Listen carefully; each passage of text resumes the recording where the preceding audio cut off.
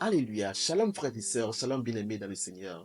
Je suis très heureux de nous retrouver dans notre dévotion hebdomadaire, durant lesquelles nous étudions les Écritures afin d'en tirer la connaissance nécessaire qui nous aide au quotidien à marcher avec fidélité. Alléluia. Bien-aimés dans le Seigneur, avant de continuer, j'aimerais nous inviter, t'exhorter à t'abonner, à liker, à commenter, surtout à partager avec quelqu'un. Et pendant que tu es en train de faire ça, je prie que le Seigneur te bénisse abondamment. Nous avions commencé à mentionner, à parler de l'honneur à Dieu, comment honorer Dieu. Et nous avions identifié cette manière qui ne sont pas exhaustives d'honorer Dieu. Alléluia. Et j'ai mentionné récemment, mettre Dieu au devant de tout, le servir, obéir à ses commandements, donner sa vie comme un sacrifice vivant à Dieu. Alléluia. Et dans cinquième position, donner-lui une nation de grâce qu'il mérite, une adoration sainte. Aujourd'hui, nous allons parler de la confiance en Dieu. Mettre sa confiance en Dieu. Beaucoup vont se demander, vont dire, mais pourquoi notre confiance en Dieu l'honore? Je te raconte une petite histoire. C'est l'histoire d'un athlète très reconnu, fait de l'acrobatie. Un jour, il voulait faire son spectacle. Et ce jour, il avait prévu marcher sur une corde. Il y avait la foule qui était là, en nombre. Alléluia. Et ce jour, il avait décidé de marcher sur la corde avec une brouette. Et il faut savoir que la corde était suspendue à plus de 10 mètres du sol. Alléluia. Et il avait posé la question à la foule qui était là. Croyez-vous que je puisse marcher sur cette corde avec la brouette en main? La foule a crié, oui, oui, oui. Ainsi, il a réussi son pari. Il a réussi à marcher sur la corde avec la brouette.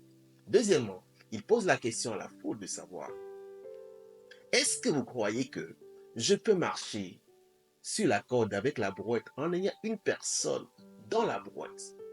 La foule a encore répondu oui, ils ont crié haut et fort, oui, parce qu'ils avaient c'est-à-dire, ils croyaient, pardon, en son talent. Ils croyaient en son talent. Bien aimé, il leur a demandé qui est partant pour monter dans cette brouette. Tout à coup, un silence. Personne ne voulait monter dans la brouette. Alléluia. Nous devons savoir que cette histoire illustre très réellement, très concrètement, la différence entre croire en Dieu et faire confiance en Dieu. Alléluia. Il croyait en sa capacité, en son talent. Alléluia. De marcher sur la corde, de pouvoir même tenir une personne dans la brouette et marcher sur la corde. Mais lorsqu'il s'agit maintenant de leur vie, de mettre leur vie en jeu concernant leur croyance, qu'ils croient être vrai, en fonction de la personne qu'ils avaient devant eux, c'était impossible. Ils n'avaient pas confiance en ce que cette personne pouvait faire quoi? Les garder jusqu'à destination, jusqu'au bout. Amen. De la corde et marcher sur la corde et ils seraient en vie. Alléluia. C'est comme ça aujourd'hui, bien-aimé dans le Seigneur. Alléluia. C'est ce que beaucoup disent. Ils disent souvent que je crois que Dieu est puissant, que Dieu peut tout faire. Alléluia. Mais quand vient le temps de lui remettre nos peurs, nos soucis, alléluia, nos relations, nos projets, nos vies, on hésite à monter dans la brouette. Alléluia. Nous hésitons à monter dans la brouette. On veut avoir tout le contrôle de notre vie, tout le contrôle de nos problèmes. Bien-aimé, c'est en cela qu'il montre vraiment que tu ne fais pas confiance en Dieu. Alléluia. Tu ne fais pas confiance en Dieu. Alléluia. Lorsque nous croyons en Dieu, nous devons croire qu'il est capable de faire telle chose, qu'il est capable de nous sortir de telle situation. Nous devons nous focaliser sur ce qu'il nous dit, lui faire confiance et lui confier notre projet. Cela l'honore et en cela, il nous aide à sortir de cette situation. Regardez l'exemple des disciples de Pierre, par exemple. Alléluia. La Bible nous déclare que lorsqu'ils étaient dans la barque avec les disciples, ils ont vu Jésus marcher sur les eaux. Alléluia. Et commencer à crier. Ils avaient peur. Alléluia. Ils avaient peur parce qu'ils se demandaient, mais c'est qui ça? Mais Jésus les a rassurés, il dit, n'ayez pas peur. Mais Pierre a dit, Seigneur, si c'est toi, est-ce que tu peux m'ordonner à venir, à marcher sur lui, à venir vers toi? Et Jésus lui dit, Pierre, viens. Alléluia. Et aussitôt, lorsque Pierre est sorti de la barque et voulant commencer à marcher sur l'eau, la Bible nous déclare qu'il y a eu un vent. Et lorsque Pierre a vu ce vent souffler, il a commencé encore à avoir peur. Il n'a pas fait confiance en celui qui lui dit viens, pardon. Il n'a pas focalisé son regard sur celui qui disait viens, Pierre. Mais il a commencé à regarder le vent. Alléluia. Il a commencé à regarder le vent. C'est comme ça beaucoup de personnes. Lorsque Jésus dit viens, donne-moi ta vie, confie-moi ta vie, fais-moi confiance, viens. Je t'amènerai jusqu'au bout de ton projet. Je te tracerai le chemin. Je m'assurerai que rien ne t'arrive. Mais il avait commencé à regarder au vent et la peur est venue. C'est comme ça beaucoup dans notre marche avec le Seigneur. Nous ne mettons plus notre confiance en Dieu. Nous croyons que Dieu est capable de faire, mais notre confiance c'est-à-dire en ce que nous devons confier notre projet en ses mains nous manque beaucoup. Raison pour laquelle tout ce que tu as commencé beaucoup de choses, tu as entamé beaucoup de choses sans jamais consulter Dieu, sans jamais demander à Dieu, Seigneur, je sais que tu peux tout, je te laisse le contrôle de toutes choses dans ma vie. Alléluia. Et cela frustre l'Esprit de Dieu qui est en nous. Parce qu'il connaît nos cœurs, il connaît les projets que nous formons dans notre cœur. Alléluia.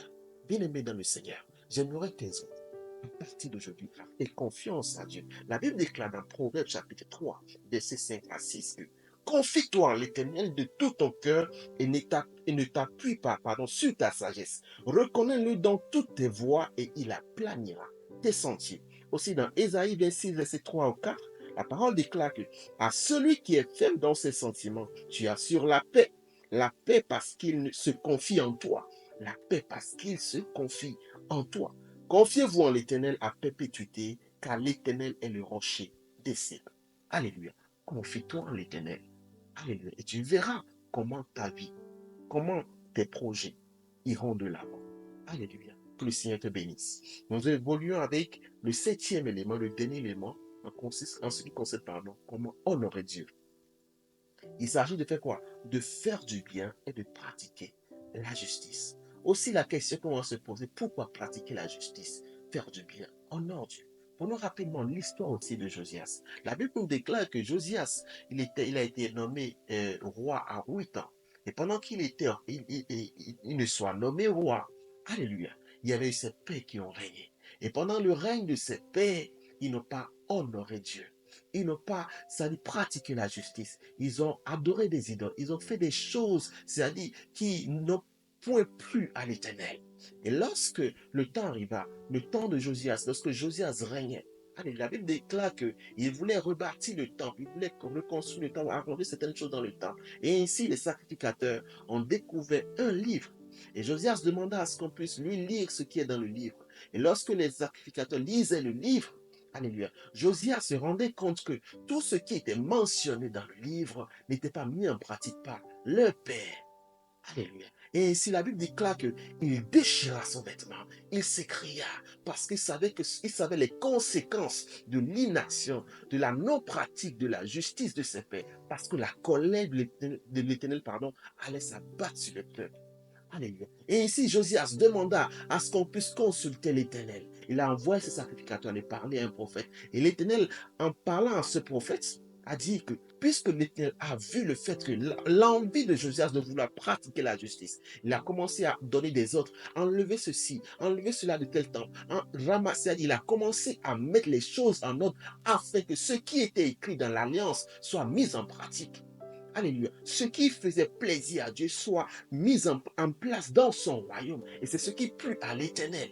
Alléluia. Et la parole nous déclare dans le livre de 2 Rois 22, verset 19 que parce que ton cœur a été touché, parce que tu t'es humilié devant l'Éternel en entendant ce que j'ai prononcé contre ce lieu et contre ses habitants qui seront un objet d'épouvante et de malédiction, et parce que tu as déchiré tes vêtements et que tu as pleuré devant moi, moi aussi j'ai entendu, dit l'Éternel. Alléluia, j'ai entendu tes pleurs, j'ai entendu tes cris. Parce que quoi? Au-dedans de lui, il voulait faire quoi? Mettre en application, de nouveau ce qui avait été écrit dans l'Alliance. Nous devons pratiquer la justice. Nous devons faire du bien. En ce qui concerne la parole de l'Éternel, le respect de ses commandements, nous avons vu plus haut au niveau 3 que l'obéissance à ses commandements était une chose très très importante pour Dieu. En ce qui concerne l'honneur à Dieu, alléluia, sans obéissance, nous ne pourrons jamais plaire à Dieu. Sans obéissance, notre honneur à Dieu, c'est-à-dire l'honneur que nous voulons donner à Dieu, est à un niveau très zéro. Alléluia. À un niveau très zéro. Et la parole déclare dans Michée chapitre 6, verset 8 que on t'a fait connaître, ô homme, ce qui est bien. Et ce que l'Éternel demande de toi, c'est que tu pratiques la justice, que tu aimes la miséricorde et que tu marches humblement avec Dieu. Hébreux 13, verset 16, la parole déclare que et n'oubliez pas la bienfaisance et la libéralité, car c'est à de tels sacrifices que Dieu prend plaisir. À de tels sacrifices que Dieu prend plaisir. La bienfaisance, la libéralité. Alléluia. La libéralité. Les choses qui honorent Dieu, ton sacrifice, le fait que tu, ça dit, pratiques la justice, tu fais tout à ce que la parole qui a été déclarée, alléluia, la parole donnée par Dieu, les commandements de Dieu soient respectés, soient observés. Nous avions vu précédemment que dans notre nom, verset 8, il dit, voilà, si tu obéis à mes commandements, si tu observes, alléluia, mes préceptes, voilà, je te bénirai, je te ferai grand. Alléluia, je te ferai grand. Je te donnerai la supériorité sur toutes les nations de la terre. Alléluia. Bien-aimé dans le Seigneur, il est important dans notre marche quotidienne de rechercher en toute chose l'honneur à Dieu. Ne méprisons pas. Alléluia. Ne méprisons pas l'honneur à Dieu. C'est très très important. Il dit celui qui honore le Père l'honorera. Et pendant ces 7 années que nous avions citées, bien-aimé au quotidien, assure-toi de mettre Dieu au-devant de toutes choses, de le servir de tout ton cœur, de lui obéir, de lui rendre l'action de grâce, l'adoration qu'il mérite. Alléluia. L'adoration qu'il mérite. Et en toute chose, quelle qu'en soit la hauteur de tes problèmes, quelle qu'en soit la hauteur de tes souffrances, de lui faire confiance. Il te dit, viens, va, mets-toi à genoux, consacre-toi. Fais comme Anne qui, en toute situation, elle était, c'est-à-dire, elle avait besoin de l'intervention de Dieu. Et la Bible déclare, elle priait jusqu'à ce que, c'est-à-dire, l'homme de Dieu, il pensait qu'elle était saoulée. Alléluia. Bien-aimé dans le Seigneur, mets ta confiance en l'Éternel. Et en toutes choses, fais du bien, pratique la justice. Et tu verras ce que l'Éternel fera dans ta vie.